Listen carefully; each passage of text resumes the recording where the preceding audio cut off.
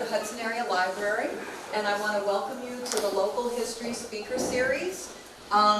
It's on the Proprietors and Their Lasting Influence on the City of Hudson by Carl G. Whitbeck, Jr. So we're very excited about this evening, as I can see many people are.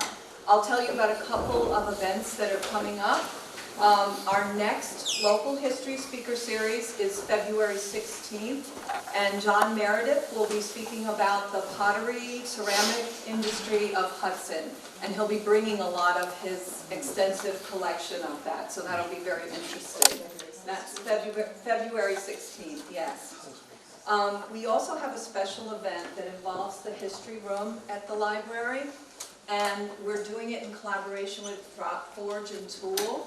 We're having a living library, so throughout the whole library, Saturday, March 4th, from 3 to 5 p.m., people will be available, experts in their field, to answer various questions such as, how do you really properly take care of the American flag? How can you use apple cider vinegar as a cleaning agent? Things like that. And we have two history room tables that we'll have for you. And one is how to conserve and preserve historical documents and photos. And we have Jonathan from Jonathan's Computers will be there with a laptop and a scanner to teach you things about that. And also one of our board members, Jeff Rigby, will be there. So that'll be a wonderful, wonderful table that will be. Jeff knows a lot about this field. And then there will also be how to research your local history. And John Craig, and we'll have another volunteer there also. And they'll help you with kind of where you can begin to research your local history and some of the resources that are available. And if you want more information on our upcoming events, we now have a 3-month trifold with our new logo on it. And you can look through that. That's available at the back desk where Carol Round is holding it up and welcoming you. And if you haven't signed in, you can sign in. There's also a donation box. We are trying to serve the community of Hudson. We want to do a lot of programming.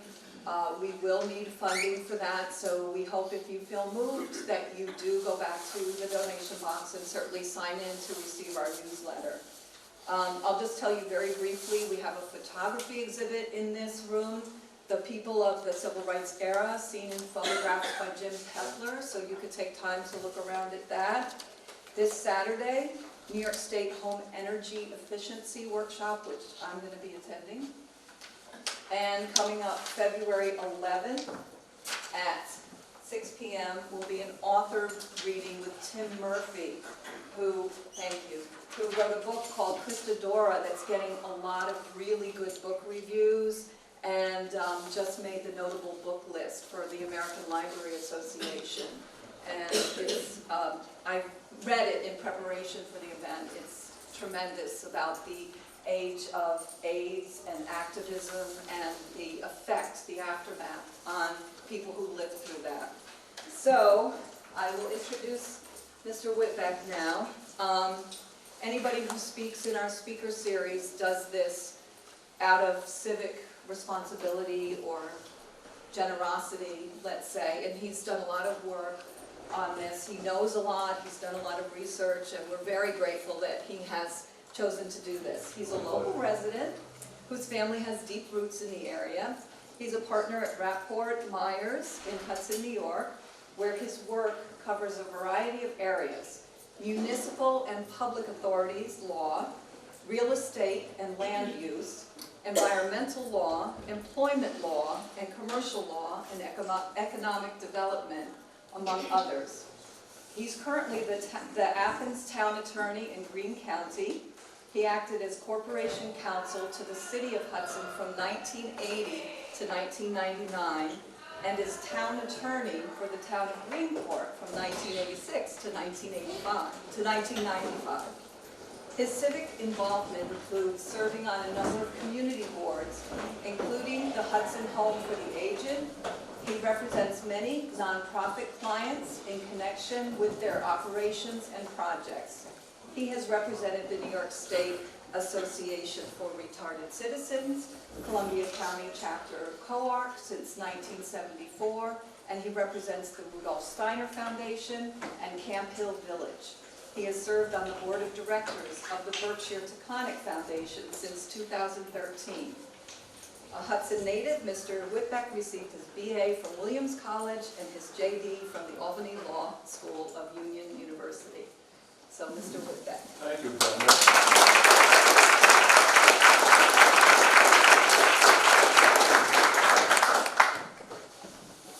I'm not sure what all of you think I'm going to be able to tell you about the proprietors that a lot of you don't already know. I see folks here who certainly, Pat Fennell knows a lot more about the proprietors than I could ever hope to tell you. But I certainly have done this for, a long time, and I'm interested in them, and I'm interested in Hudson's history, but, I'm just a dilettante. I'm a lawyer, not a historian. And, I did bring with me a lot of things that would help someone who wanted to do research about early Hudson, about the proprietors and those things. So when Brenda and I first talked about doing a talk, we talked about possibly talking about how to do research, since this is a library, and libraries are where we do research. And unfortunately, our library so far doesn't have a lot of the research materials that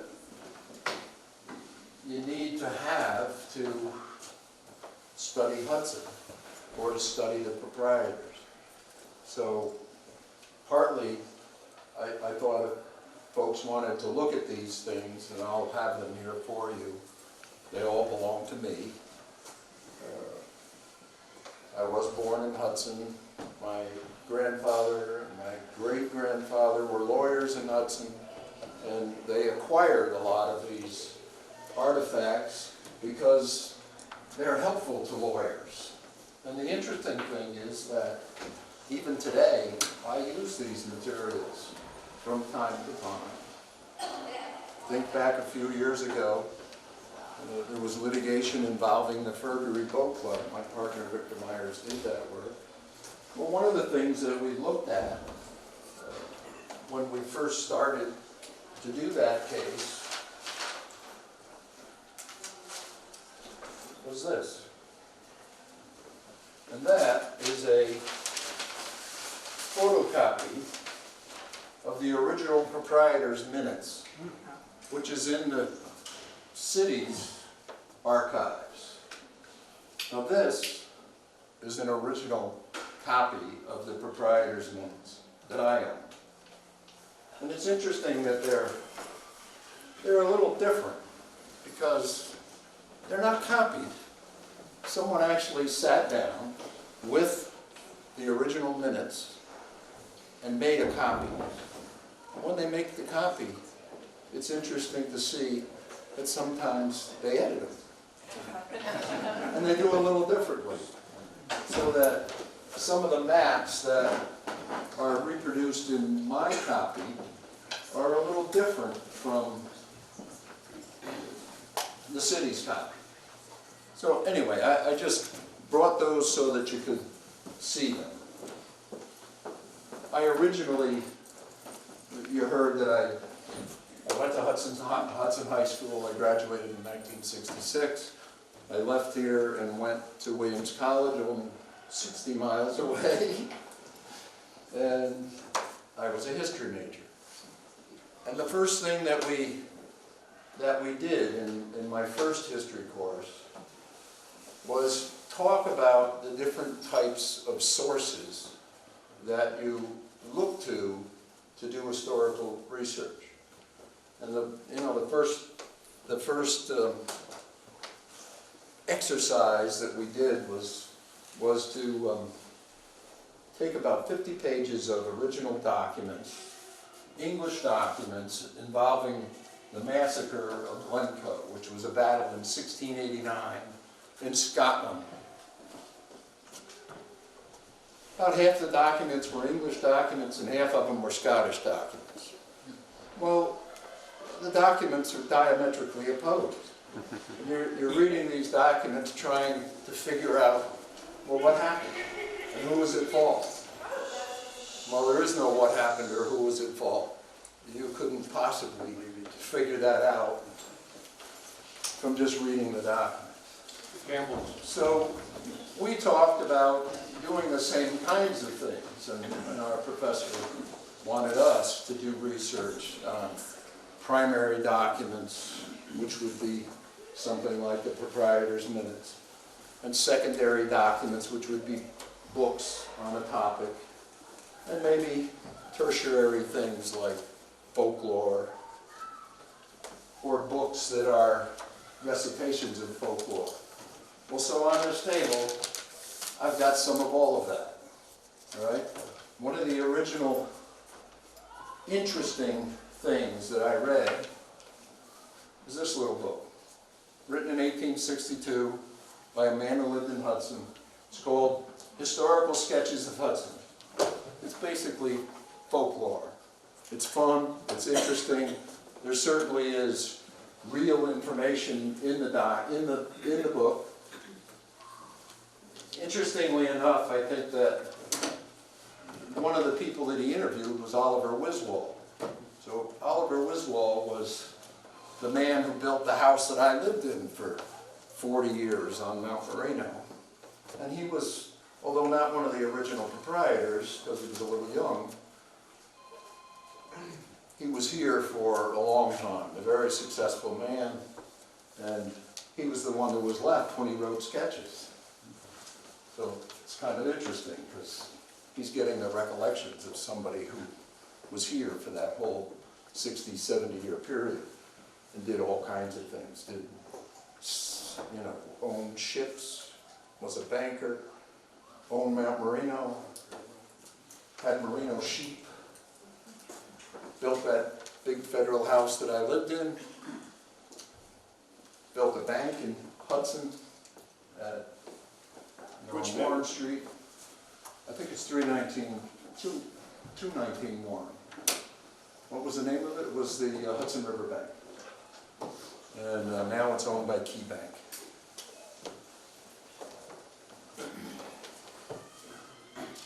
So that exercise taught me that it's really difficult to find out what the real story is in Hudson.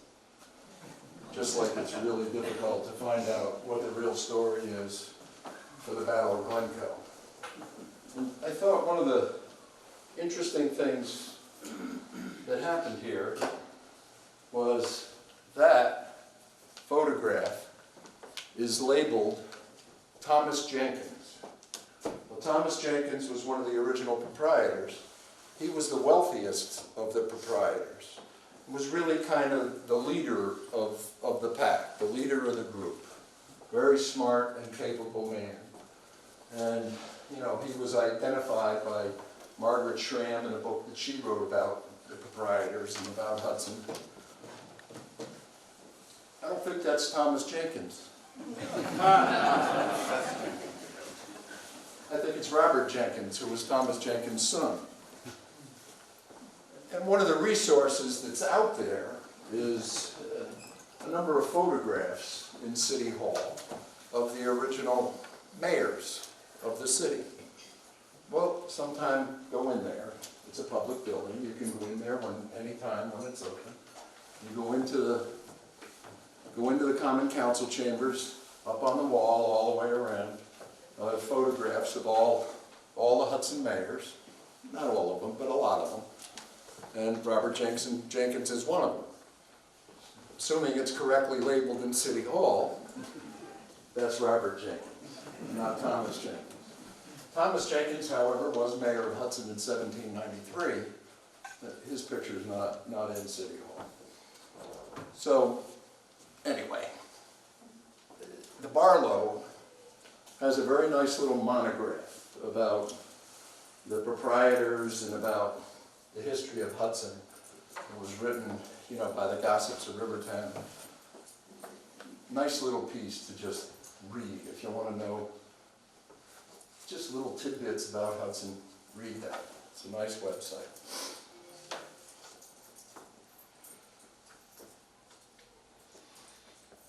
So other primary sources that you would have in Hudson would be census records. So the census records start in 1790. The Columbia County Clerk's Office has them from, I think, 1790 to 1840. So there is a lot of information in those census records that is, primary resource. It tells you all kinds of things about Hudson. All about the produce, the shipping, all kinds of statistics. The same would be true of port of entry records. Hudson was a port of entry, meaning that they could collect duties and taxes for shipping coming into the United States at Hudson. And so there was a customs office in Hudson for about 20 years, from 1795 to 1815. So those statistics are, very informative and available. For those of you who are interested in just reading a little bit, if you want to do your own research, this book was written by Margaret Schramm, whose husband was a lawyer in Hudson. She was a Hudsonian.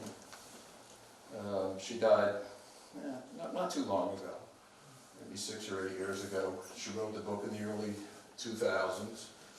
And she took it on originally because she had somewhat of a disagreement with another Hudsonian named Marion Smith, who wrote another book like this one called Sketches of the Hudson Valley, which is lurking over here someplace.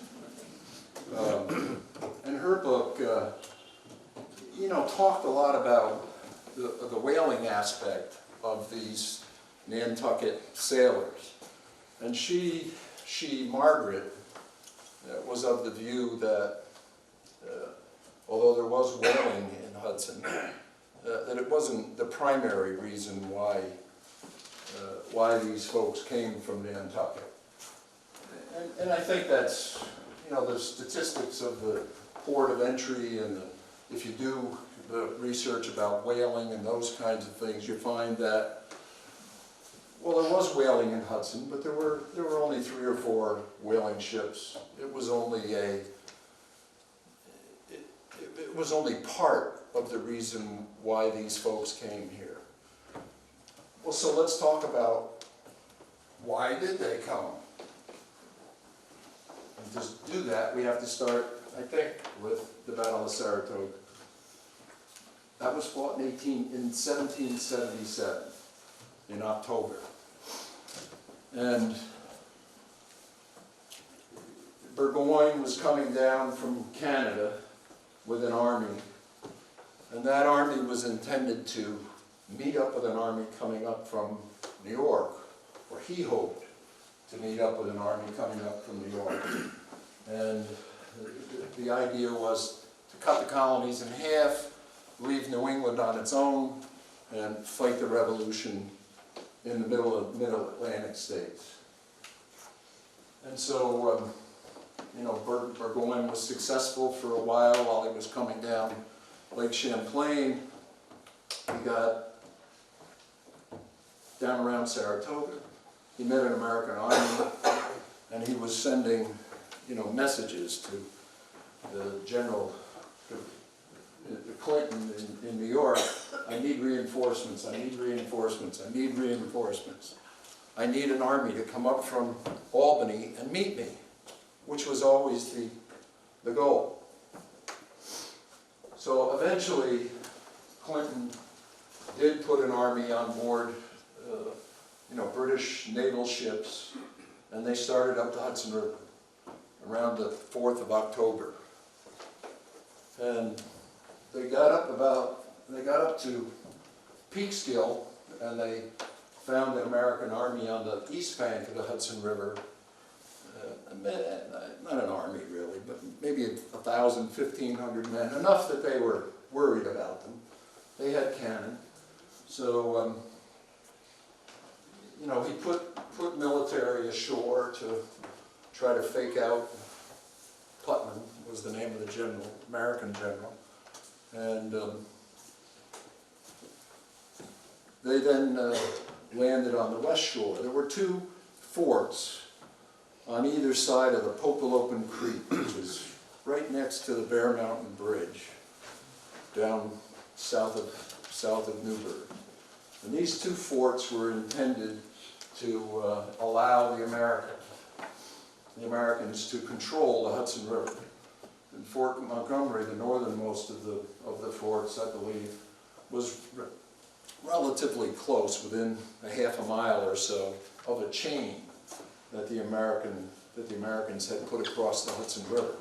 The purpose of that chain was to block any naval efforts to travel up the Hudson River. So the English messed around for a couple of days with those two forts. They eventually put a big enough force on shore, and they beat both of the American defense forces in both of those forts, and they were able to take them over. By the time they did that, however, it was October 6th. And the 4,000-man army that was going to Albany was still sitting on the Hudson River. And Burgoyne was fighting a battle outside of Saratoga that he lost. And he retreated. And when he retreated, he had thousands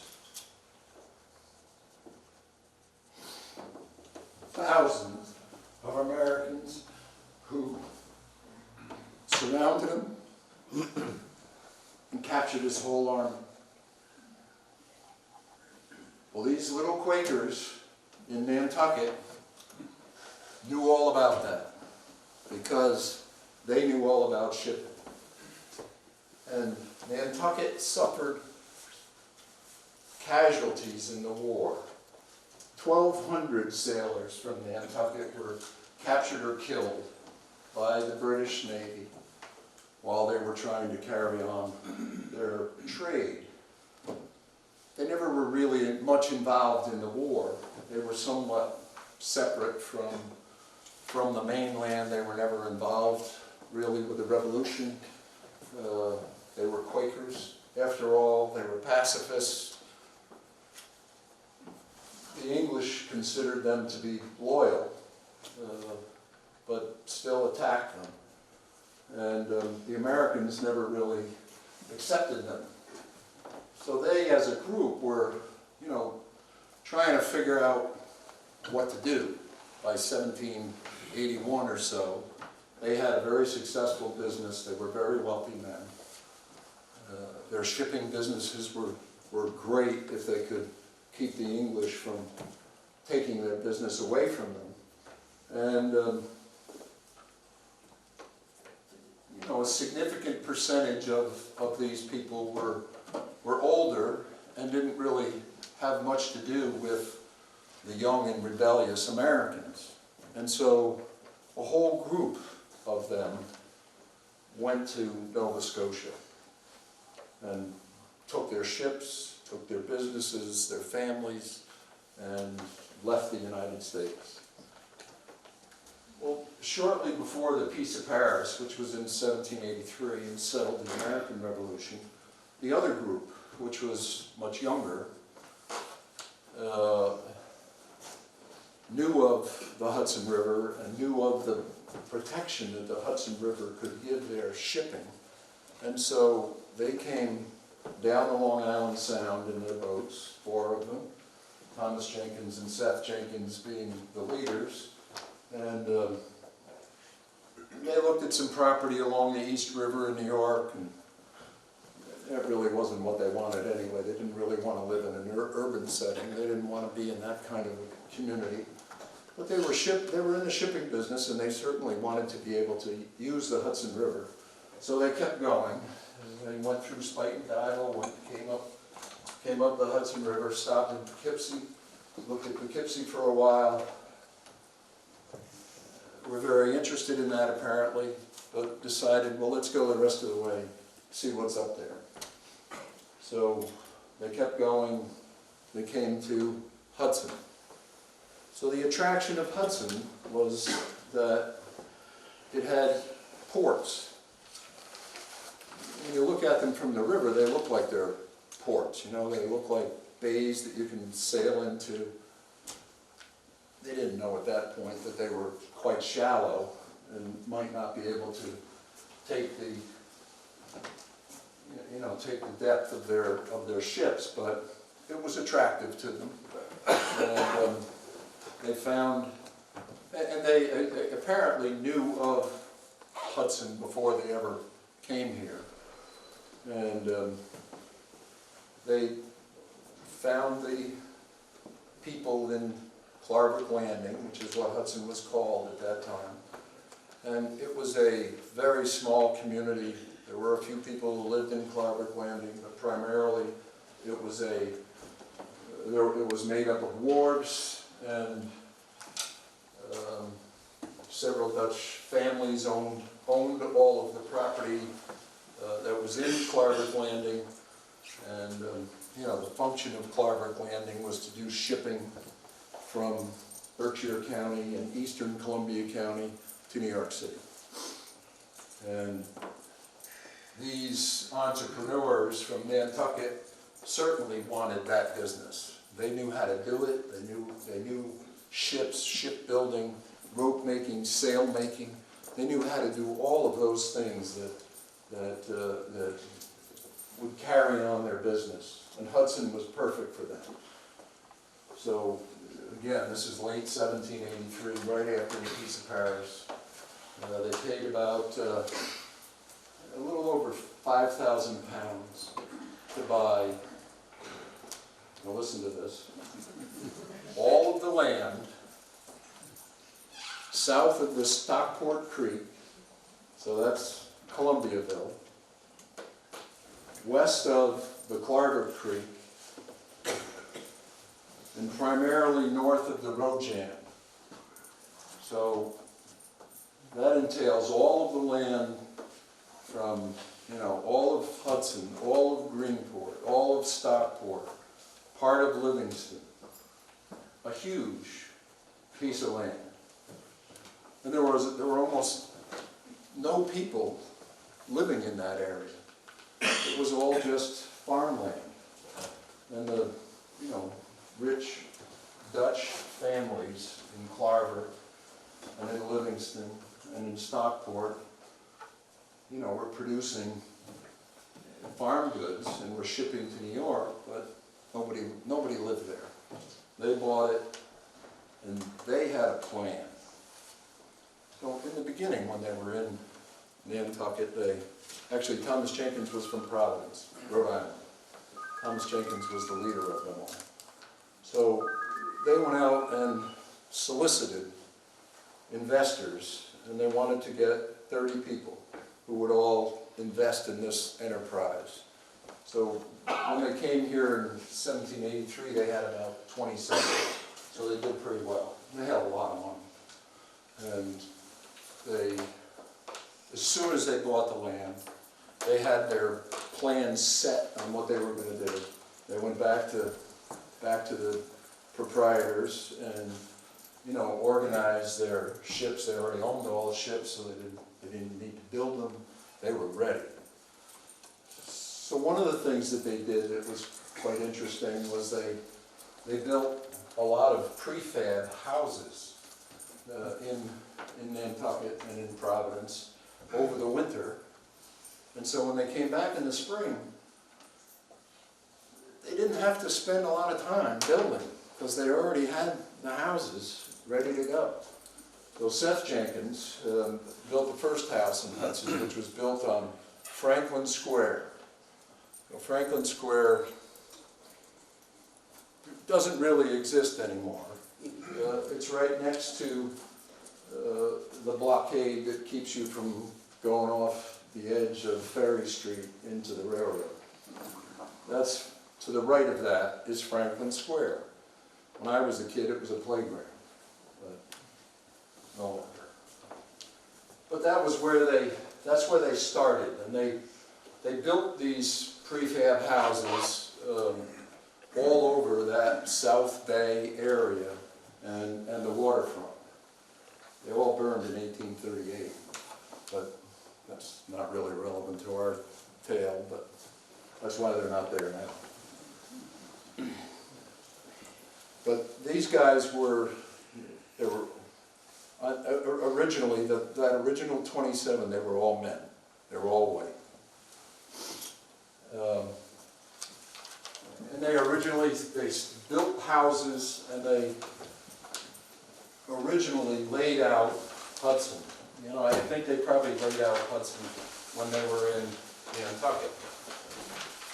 You know, this is a map that shows the grid that they originally came here with.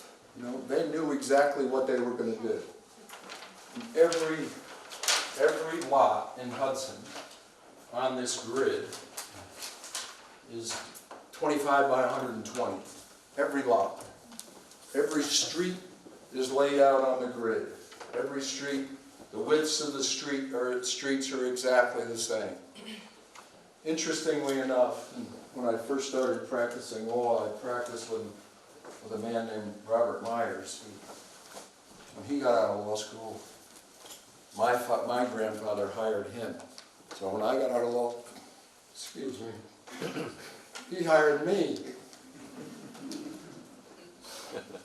Bob Myers loved alleys. Now, the interesting thing on this plaque is that they have alleys. Well, you think about alleys in Hudson. You know, where's all the garbage? It's in the alleys.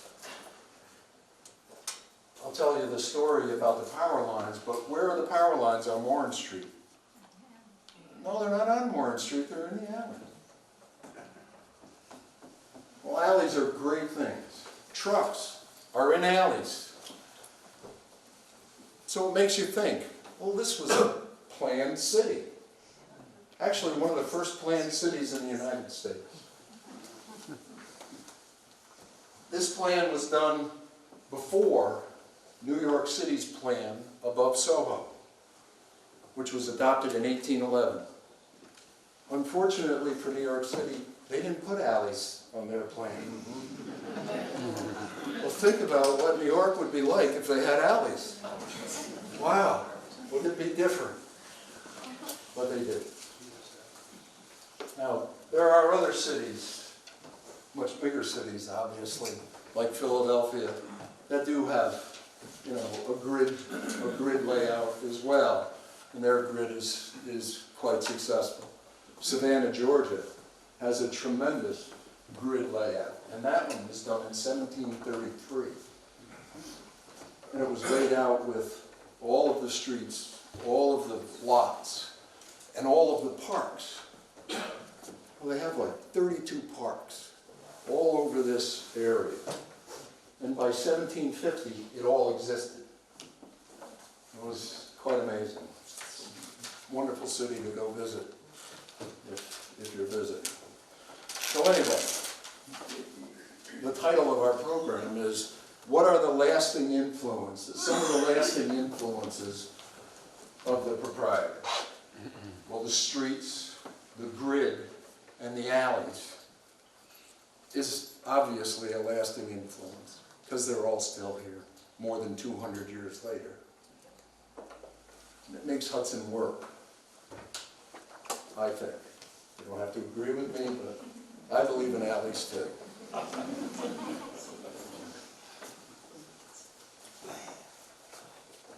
So what were some other things that they did that were very interesting and unique, especially at the time?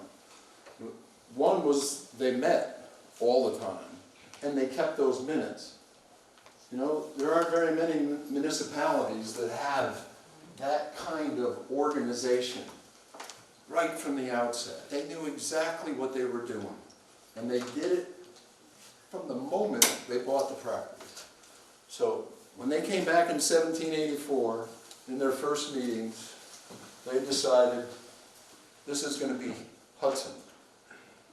Governor Clinton wanted it to be Clinton. He wasn't totally happy that it became Hudson.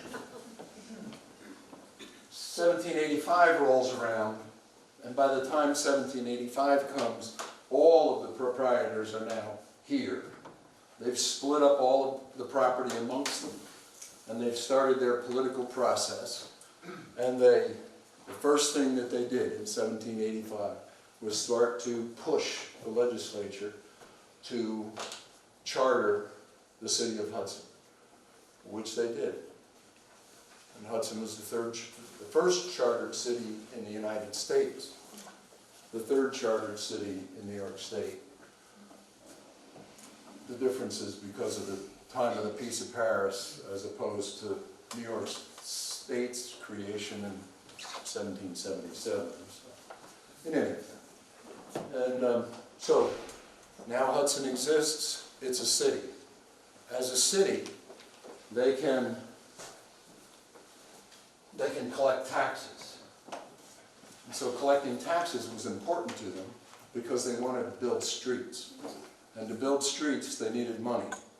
And that's what they did.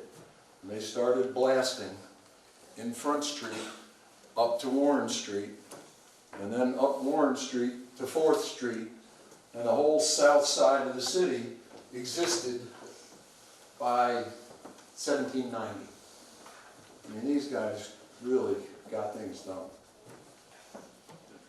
And they knew what they were doing. The other thing that they did that I think was very prescient was they created Promenade Hill. And that was a relatively unique thing at that time.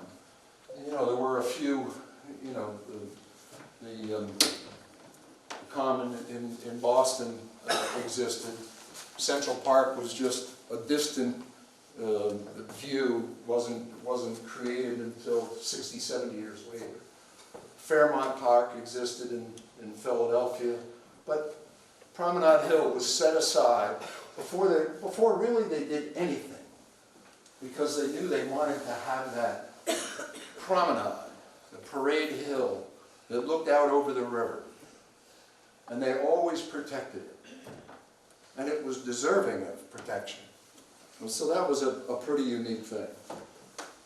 And they also did that with Public Square, which is what the 7th Street Park was called initially. They had that on their earliest plans in 1805 or so.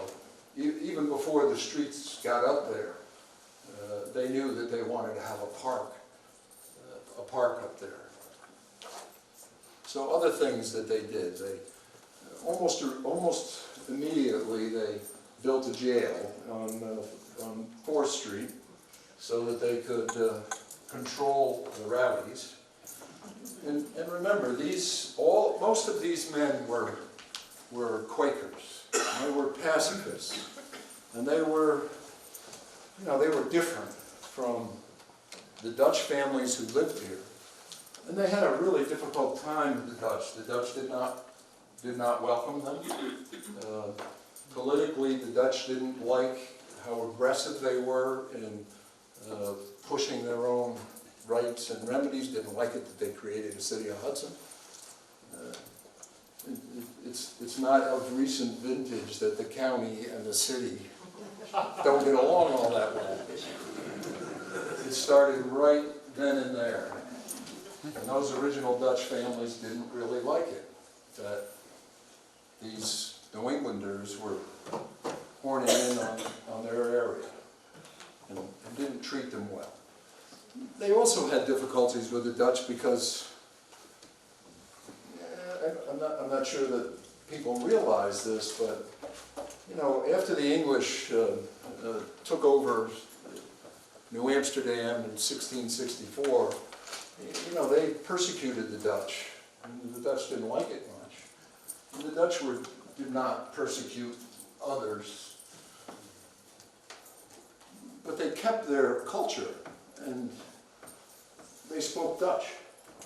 So when these guys came, they're trying to talk and speak English to, you know, all these Dutch people living all around them, and all, you know, for miles around, and they all speak Dutch. It made it really difficult for them. Incidentally, as you know, my family is Dutch. My original ancestors settled up near Albany in 1647. And eventually they got down into Columbia County in the 1700s, and they were farmers. My original ancestor, who came into Hudson, came here in 1825. He was a surgeon. And then, you know, from there on, there were Whitbecks in Hudson. Why did I start to tell you that? I know. I was talking about language. So, you know, my great-grandfather, who was the original one who came here, was a surgeon. He spoke Dutch. He didn't speak that much English. So he had a difficult time for a while. And his son, who was born in 1837, went to law school and graduated from Albany Law School in 1859. He spoke English and Dutch. And they spoke Dutch in their household, if you can believe that. So now almost 200 years after England had removed the Dutch from power, these guys are still speaking Dutch in Little Hudson, New York.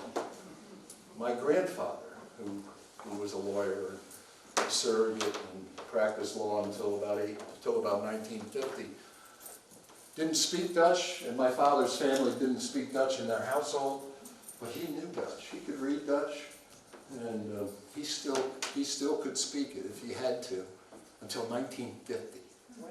Can you imagine that? I don't think they were unusual. I think that there were lots of Dutch families who were, you know, who were like that. And so anyway.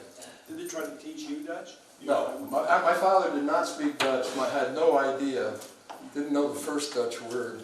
You know, my father did basically the same thing that I did. He graduated from Hudson High School. He went to Williams College. He went to medical school. He fought in the Second World War. He came back to Hudson and lived here for the rest of his life. So he considers himself a Dutchman, but he didn't have any real Dutch in him, you know, any Dutch culture in him at all.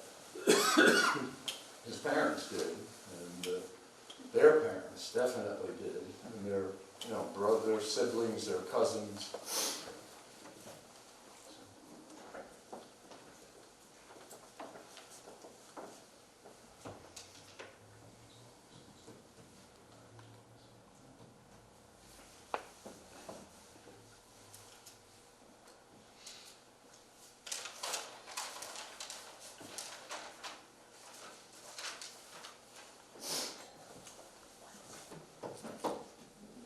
So thinking about this, we had, you know, 27 families who came here beginning in 1784. By 1790, there were about 2,500 people living in Hudson. The 2,500 people who are living in Hudson are not all Quakers who came from Nantucket. All of a sudden, you had this huge shipping business. These guys were tremendously successful.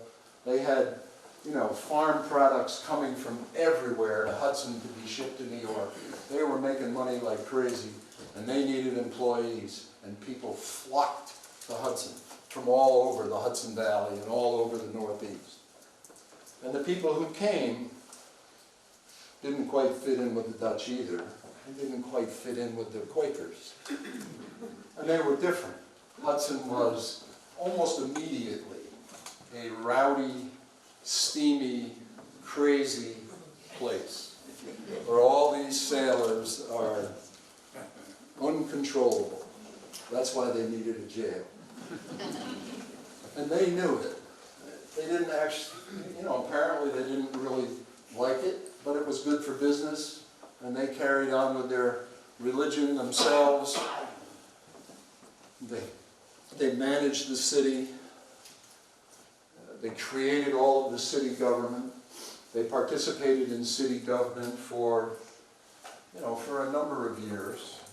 And by 1810, they had disbanded the proprietors. And business wasn't so good anymore, because the English and the French weren't hitting it off. Napoleon was marching all over Europe. The English didn't like it. Both of them had big navies. They both decided that it was important to them to disrupt, American shipping, and they didn't like it that Americans sold to the British or to the French or to the West Indies or wherever. And so business wasn't great in Hudson by 1810, 1812. It stopped being a port of entry in 1815. The shipping business was dying. They still did, a lot of shipping type things. They made rope, for example, rope alley.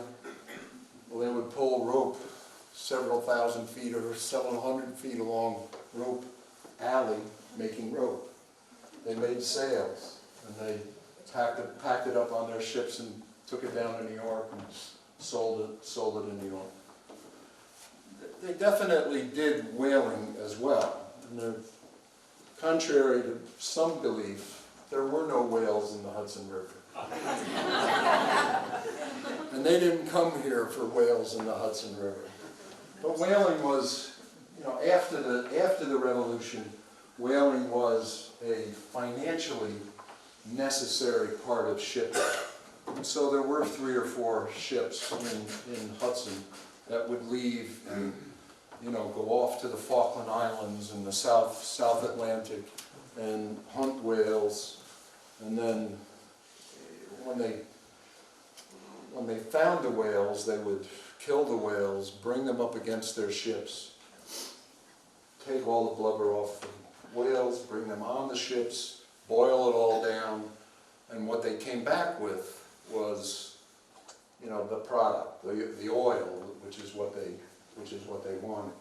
And there were spermaceti, whale oil factories in Hudson and downtown on 2nd Street, 2nd and Columbia, 1st and Columbia, State Street and 3rd Street. There were a lot of areas where they made candles, created whale oil. Whale oil, especially spermaceti whale oil, made a very good lighting product that didn't smell as much as other types of whale oil and generated a lot of light. So the more sperm whale oil you could find, the more money you made.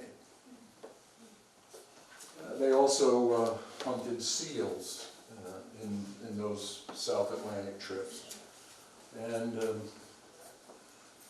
but most of the shipping that was leaving Hudson was going to the Caribbean for rum. There was a significant rum trade here. Thomas Jenkins had a distillery. Remember, Thomas Jenkins was a very successful guy, was very wealthy before he ever got here, made a ton of money making rum after he got here. Because think about who came right after Thomas Jenkins. All those sailors who wanted to drink rum. Well, Hudson was a great place for rum. It was also a great place for beer. The Evans Brewery was built in the North Bay in 1786. So they were manufacturing huge quantities of beer and ale in Hudson, before they even built their first street. And they had a lot of people here who were drinking it. And they were very successful with that business until Prohibition. Prohibition put them out of business. But They made a lot of money, very successful. Family still lives here. Many people, you know, and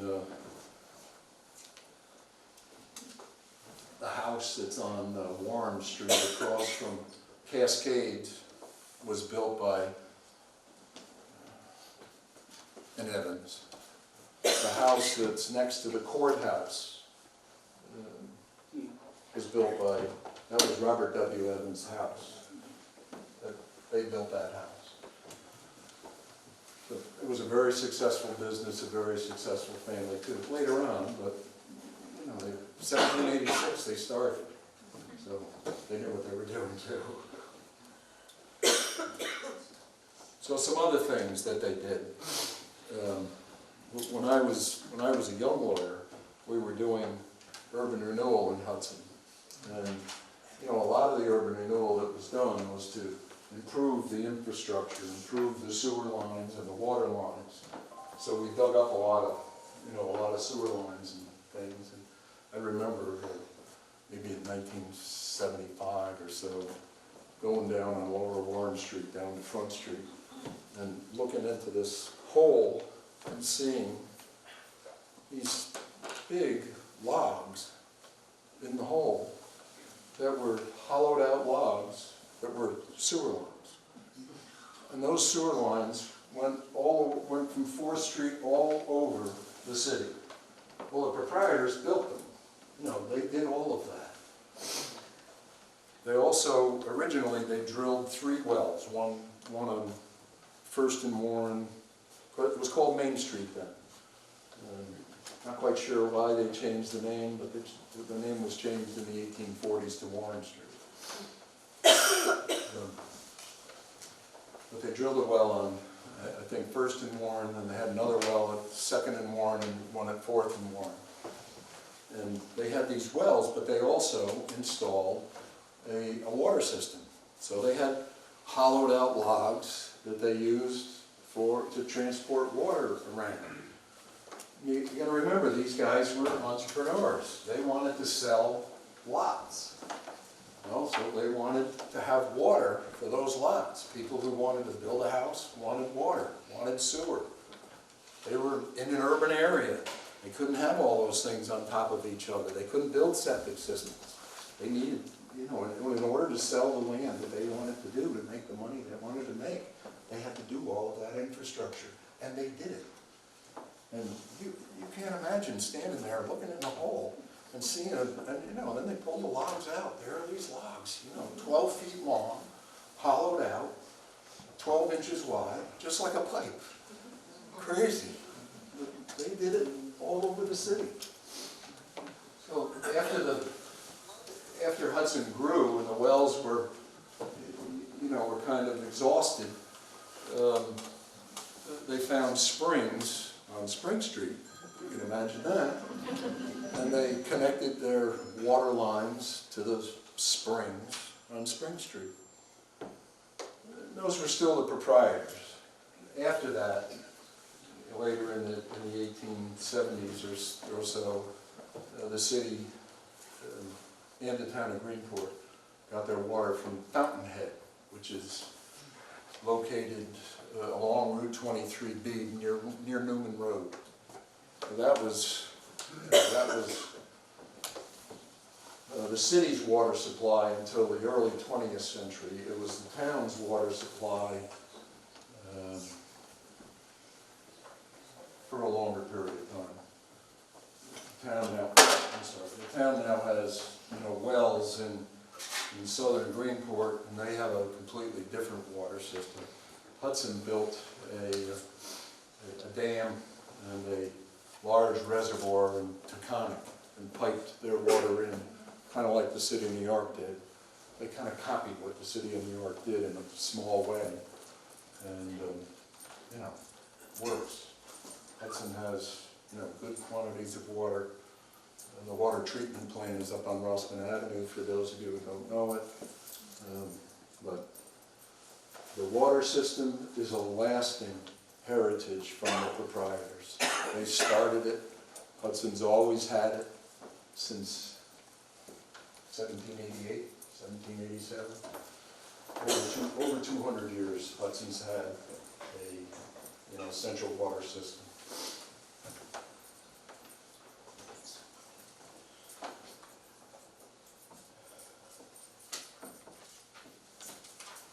So another one of the lasting things from the proprietors is the Hudson City Cemetery. I know you already had a talk about the cemetery. I'm quite fond of cemeteries myself, especially municipal cemeteries. Hudson's is one of the few municipal cemeteries in New York State. Albany has one, the Albany Rural Cemetery, and Rochester has one. And they're very similar to ours. You know, they're rural, they're scenic, well cared for, and a big part of the community. Well, it was here too. The proprietors obtained from Van Allen, one of the people they bought Hudson from. They obtained, he donated to them the Hudson City Cemetery. Unfortunately for him, he was the second resident. But the cemetery was laid out, was protected, never violated, and it was still a wonderful place in the city, I think. A lot of the Quaker proprietors who died are buried in that cemetery. They're buried in the, what would you call it, the northeast section west of Tenbrook Road. So in the old section, but in the northeast area, there are very few tombstones there. It's not in very good condition. I had someone come up and mention to me before we started that he's a mason and would like to help to improve those stones. There isn't much evidence of the Quakers in our cemetery, so that would be a tremendously desirable thing. In relative close proximity to that, in the Hudson Cemetery, are the tombstones and the burial plots of a lot of members of the Gifford family. And Mr. Young got together quite a few people to restore that part of the cemetery because Sanford Gifford is buried there. Incidentally, Sanford Gifford was my great-great-uncle. And he was an artist of the Hudson River School. And he fought in the Civil War in the 7th Regiment from New York City, because he lived in New York, and he painted in New York. And his brother was in the 128th Regiment from Hudson, fought at the Battle of Port Hudson down in Louisiana, and he was captured in the battle. Shortly after his capture, he escaped. He swam the Mississippi River and got back to Union lines. 10 days later, he died of typhoid fever. Sanford went to New Orleans on a ship, got his brother, brought him back, buried him in the Hudson City Cemetery.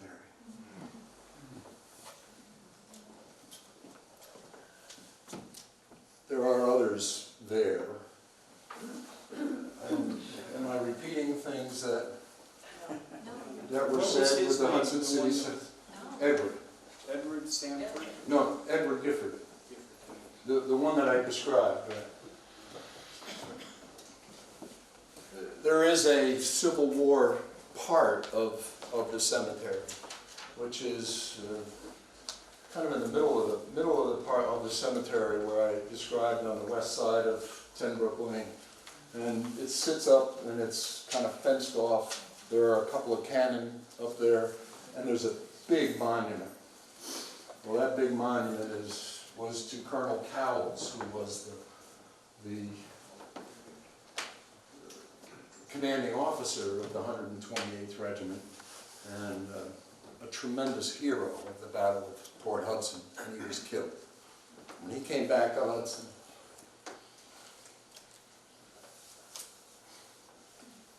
they had a huge parade.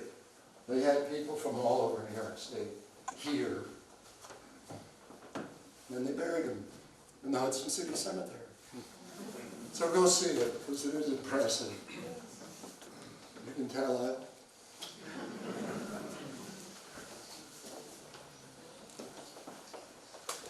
There's 3 Confederate people buried there. Yeah, there are. You're right. They're there, and there's, you know, the VFW is very, here is very good at marking the GAR graves in the cemetery. So they have, a lot of them have flags on them, and the graves of Sanford and Edward don't have flags on them, but I'm going to take care of that.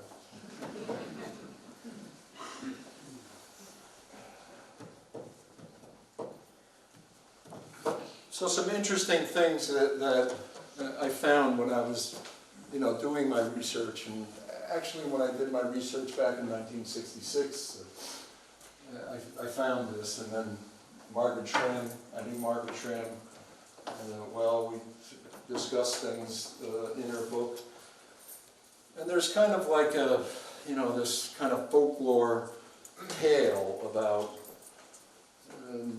one day in 1802 or something like that, 2,800 sleighs full of foodstuffs came into Hudson to be warehoused and eventually shipped out.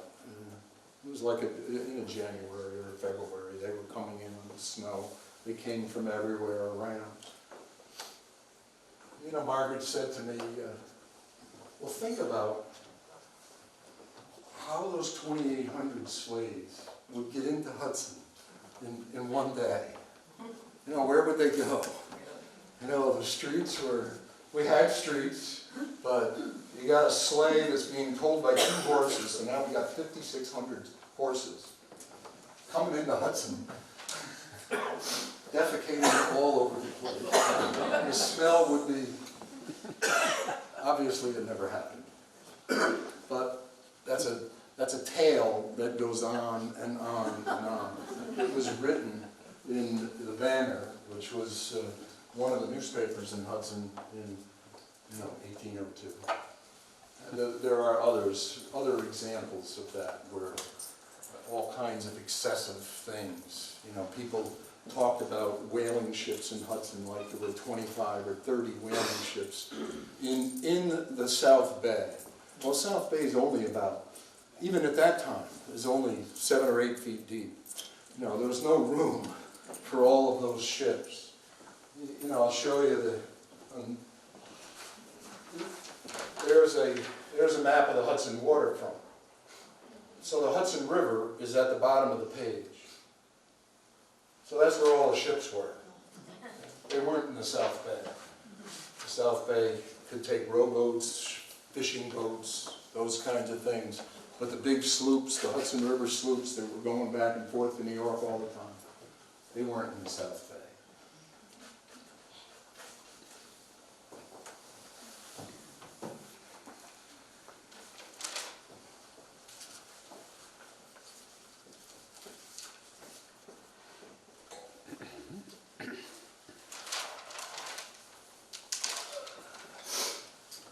You know, so what happened to Hudson and the shipping? I talked about the War of 1812 and the English and the French.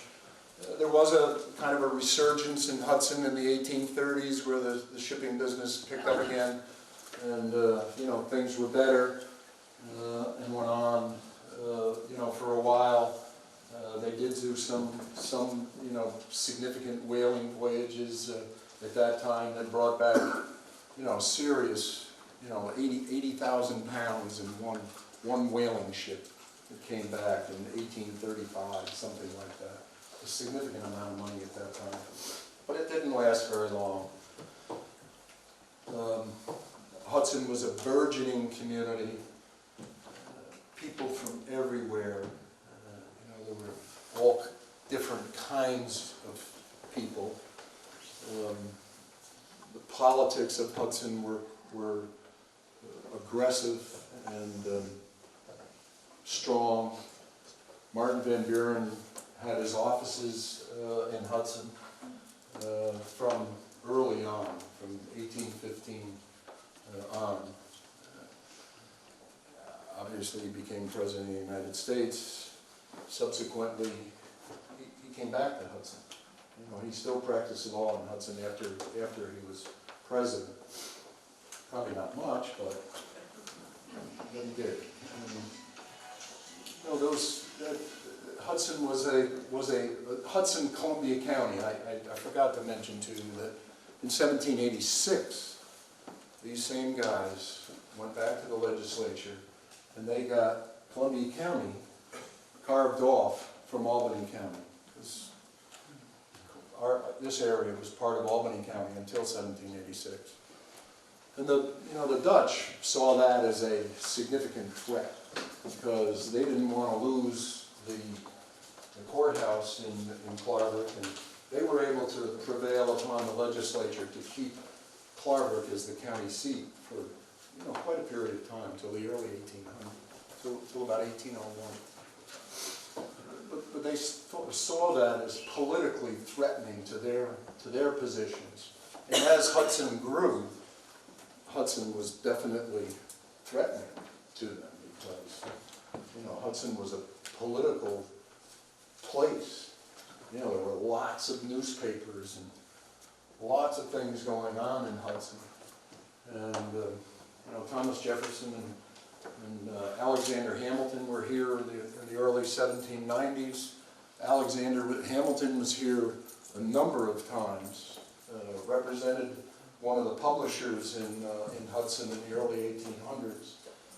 And part of the things that he said in the defense in that case, are said to have led Aaron Burr to, be aggravated with him. And we know the result of that.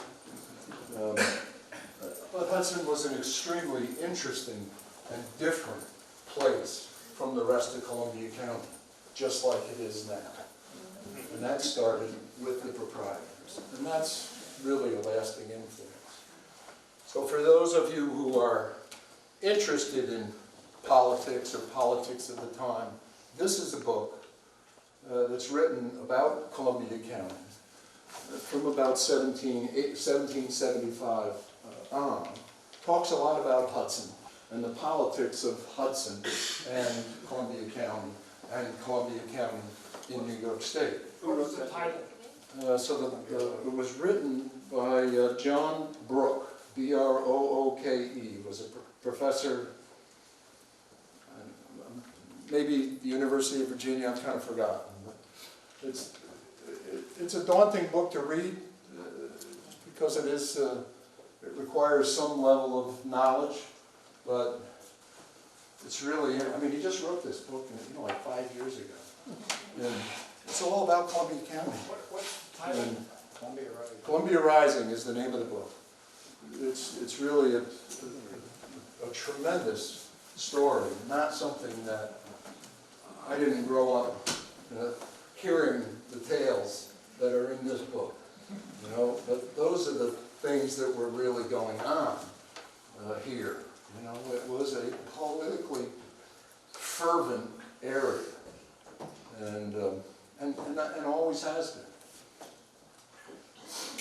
So there were things too that happened here. I'm going to get a little off the topic, but I have to mention them.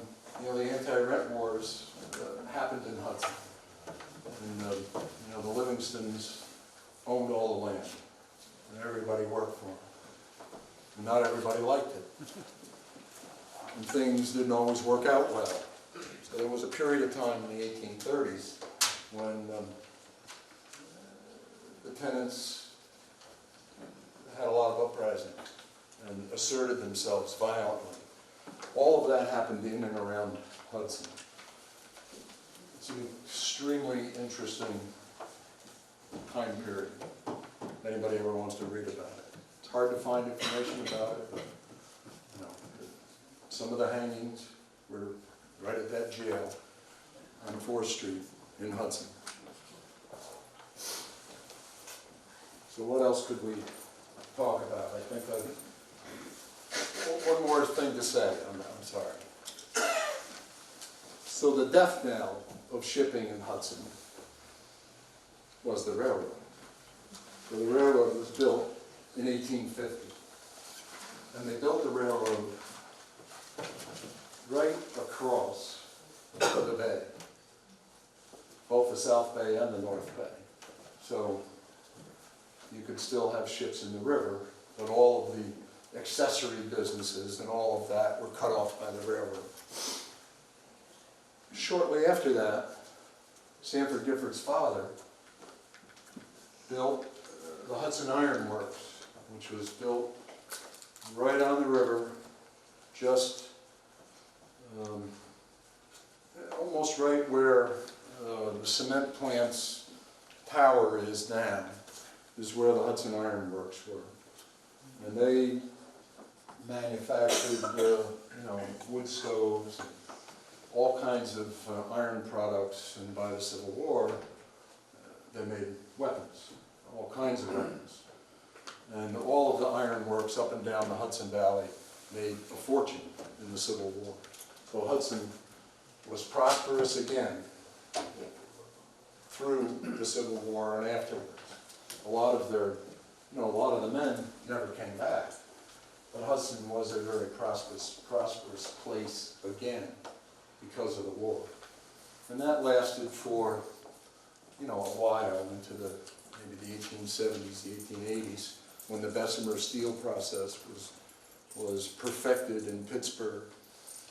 When that happened, we went downhill again. Well, one of the good things about that is that nobody had, after that, nobody really had enough money to tear things down. So the last lasting influence that you might say from the proprietors is the architecture.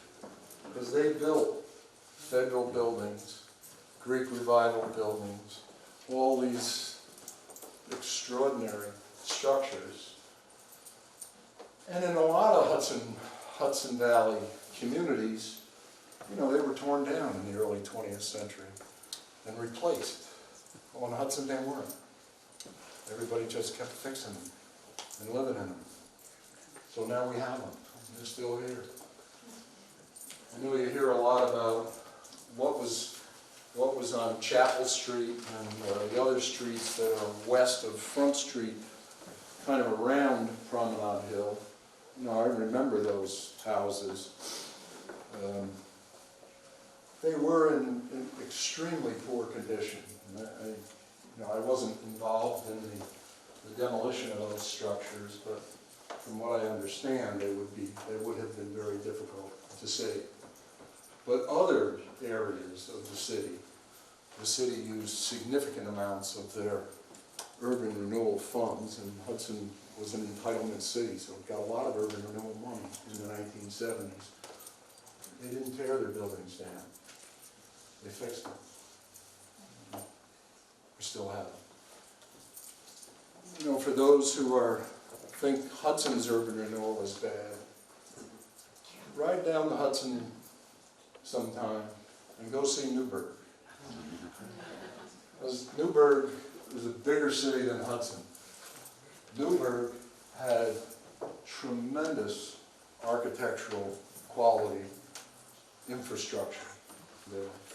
Newburgh was the home of George Washington in 1780 and 1781. It was the cantonment of the American Army waiting for the Peace of Paris. When they got their urban renewal funds, what did they do? They tore everything down.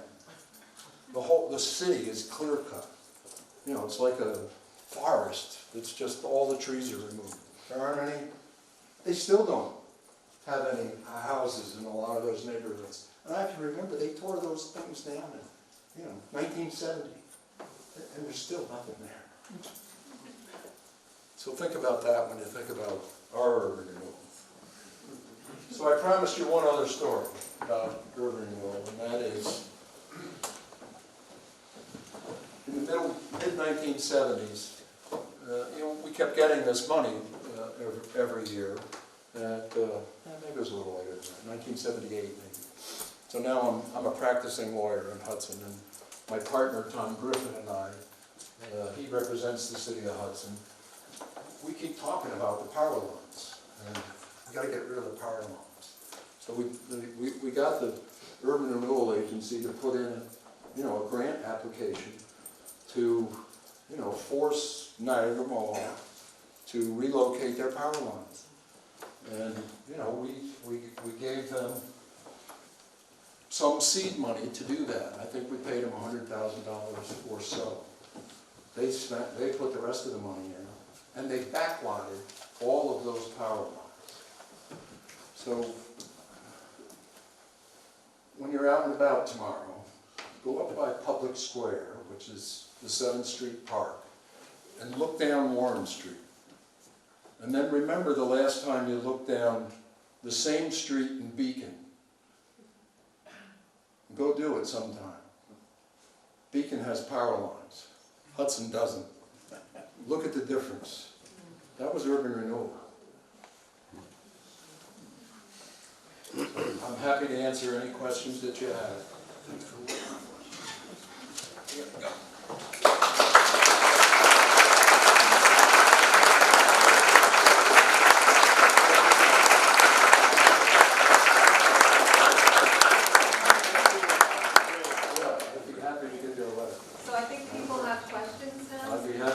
Questions. What was the website you mentioned at the beginning, please? Right at the beginning. So there was a No, you gotta remind me. Well, it sounded like... Oh, the Barlow. Barlow. Oh, the Barlow, yeah. So the Barlow is a B&B in Hudson. They have a nice website. Ah, okay, thank you. There's a nice little monograph there that if you want to just read about Hudson on one page. Yes. Would it have been the proprietors that sold off Greenport? Well, not really. People want to hear about Greenport? Sure. So, both Greenport and Stockport were part of Hudson. And if you'll remember at the beginning, I said that the proprietors wanted Hudson to be a city so they could tax. Cities could tax, towns couldn't in those days. Okay? So they wanted to be a city. And so over time, the people in Stockport and in Greenport got tired of paying the taxes in Hudson because the streets were all in Hudson and the jail was in Hudson and all of the infrastructure and the water and the sewer was in Hudson. And all these people in Greenport and Stockport were paying for it. So Stockport got itself split off from Hudson in 1833. Oliver Wiswall, who I told you about before, he came to Hudson in 1780 as a young boy. And I believe his mother was a relative of Thomas Jenkins. Her husband died. And so she came to Hudson as one of the proprietors. She had 3 or 4 kids, and Oliver was very enterprising and immediately engaged in shipping and worked for shipping companies, went on board ship, did things like that, and was a true entrepreneur. And by 1800, he owned ships by then, and he was a very successful man. And he had a partner named Beriah Pease, who was one of the original proprietors. And the Jenkins family owned Mount Marino, which was within the city of Hudson, but was not owned by the proprietors. Mount Marino was not included in the sale for some reason. The Livingstons still owned it. And then Thomas Jenkins bought it, I think, from them. So Oliver Wiswall, you know, in the early 1800s had the idea that, you know, he wanted to be involved in farming, and so Beriah Pease, I believe, brought sheep to Mount Merino sheep from Spain in 1810. That's where the name Mount Merino came from. And so they ultimately bought this property, and you know, when Beriah Pease died, Oliver bought him out of it, bought his estate out of the farm, because it was, you know, it was all of the northern part of Mount Merino, and then built this house on Mount Merino. And when he built the house, then he had the bright, he was a member of the assembly at that point. He had the bright idea that, well, maybe I ought to get Greenport created so that I don't have to pay any taxes in Hudson. And he did exactly that. So by 1837, Greenport was split off from Hudson. And, you know, Oliver Wiswall was the moving cause for that to happen. Do you know Other questions? Excuse me? why they stopped growing sheep on Mount Merino? Well, you know, it's more a macroeconomic answer to that than it is a Hudson answer. But I'll suggest to you that sometime when you're out driving about in New England, drive up Route 7 in Vermont, and you will see dozens of brick Federal and Greek Revival houses. All of those houses were built by farmers who had merino sheep. So there was a 25-year period where merino sheep were raised in the United States, and their wool was sold to the English, and it was a thriving financial windfall for all of these Americans. Eventually, the cotton gin and Southern cotton put the merino sheep business out of business. So by 1850, you know, the merino sheep were not raised in the Northeast anymore. Yes, sir. You said the proprietors laid out the lot 25 feet by 120 feet. Yeah. The lots are still 25 feet wide, but like my lot and the lots on Robinson Street are only 90 feet long. Oh, I know, it's amazing how people can mess up a good plan. I want my 30 feet. Talk to your predecessor in title. What can I say? Yes, sir. Giff, you started your talk off by saying you were researching the ownership of the shantytown in the North Bay. Oh, well, I said that, you know, we represented the city when that litigation was done.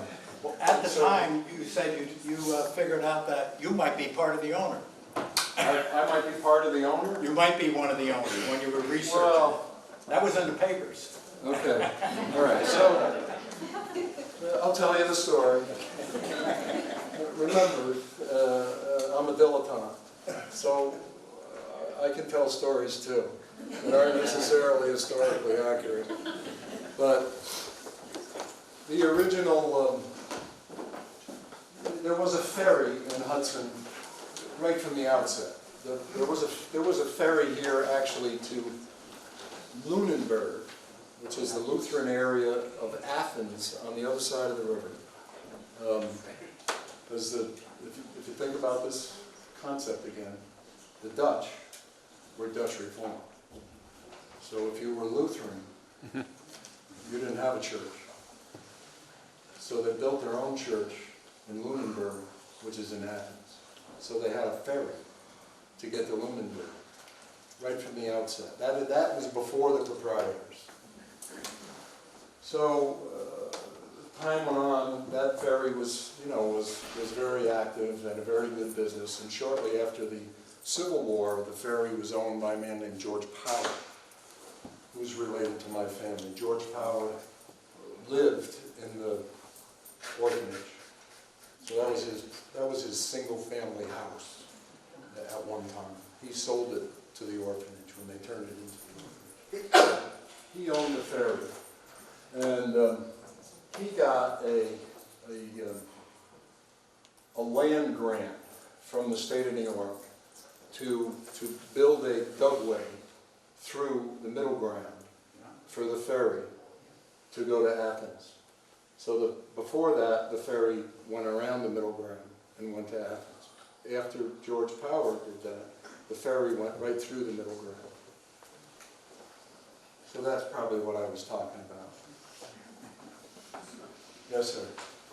Thank you very much for a great talk. I just wanted to mention Nathaniel Philbrook's Tragedy of the Whale Ship Essex. Yes, It's a yes. great book about Yes, very good book.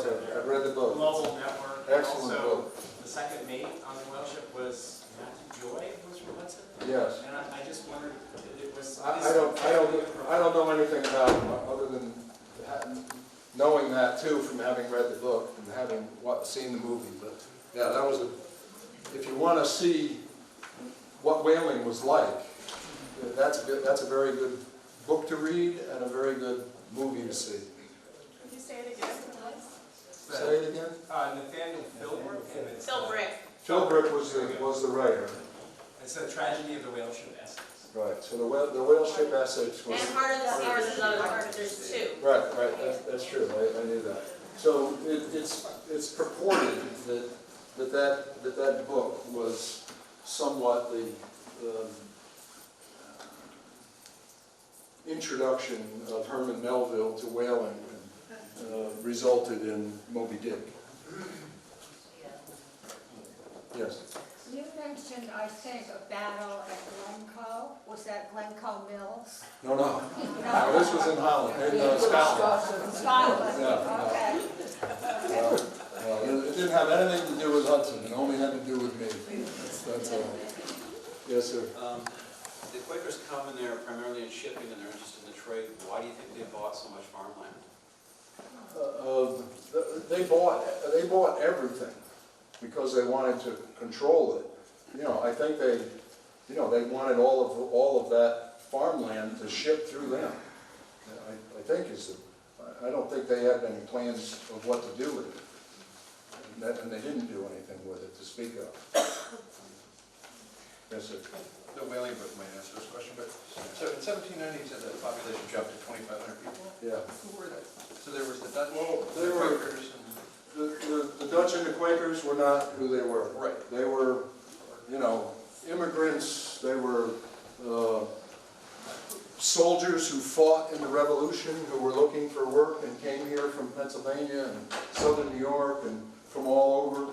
They were, early Irish immigrants into the United States. I know that the Erie Canal wasn't built until 1825, and the Irish came here and built it in the early 1820s, but they were here long before that. They were leaving Ireland, for the United States. They didn't like the English any more than we did. So, our revolution gave them a place to go. When they came here, they were here, by the hundreds. So there were lots of immigrants of various backgrounds. Would they have records of that in the census that you spoke of? I don't believe so. I don't think so. So,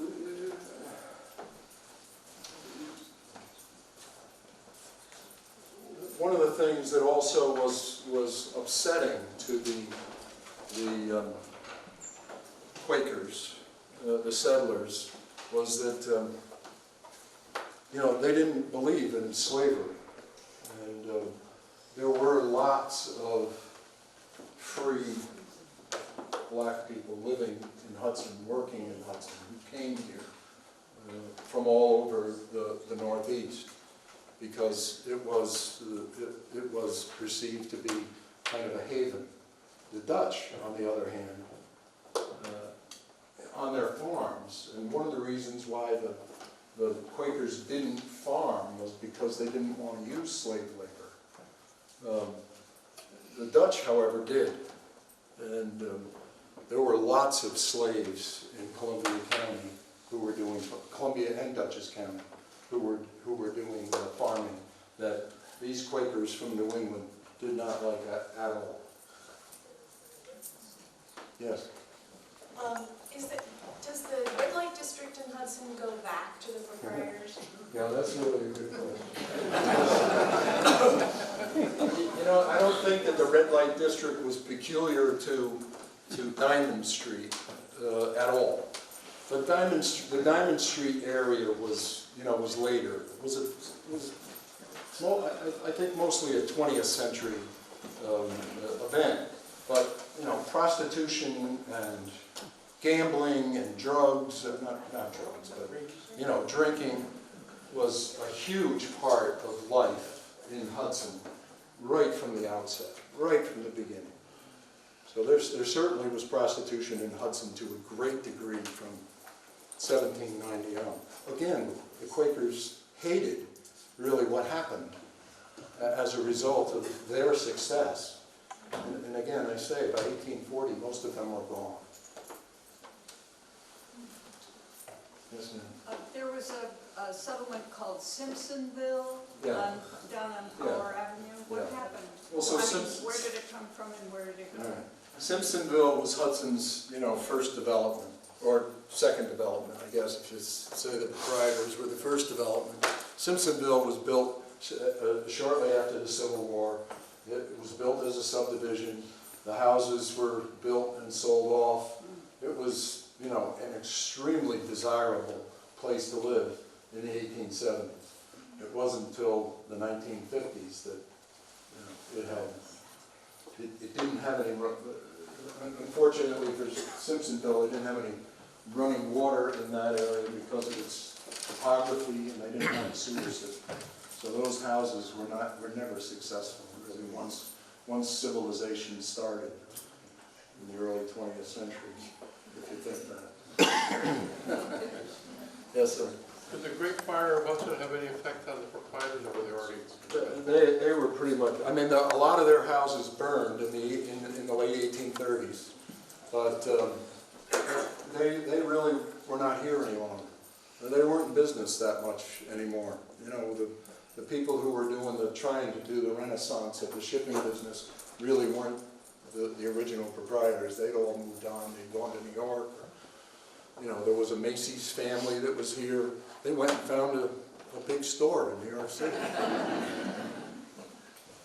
Yes? Who had the horrible idea of changing Diamond Street to Columbia Street? No idea. We can tar it. No idea. Governor Dewey.